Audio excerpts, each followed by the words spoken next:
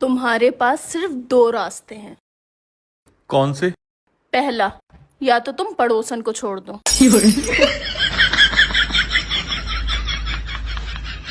और दूसरा?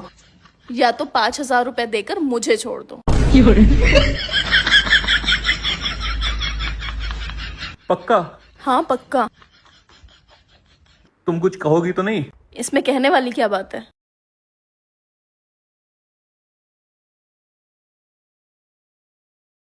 ये लो, पूरे 5,000 रुपए हैं।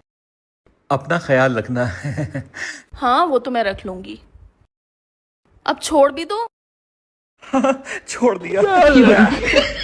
अरे मुझे बाजार तक छोड़ दो। तो तुम बाजार छोड़ने की बात कर रही थी? हाँ और क्या। और पड़ोसन से मैं कह दूंगी कि वो रिक्शा करके आ जाए।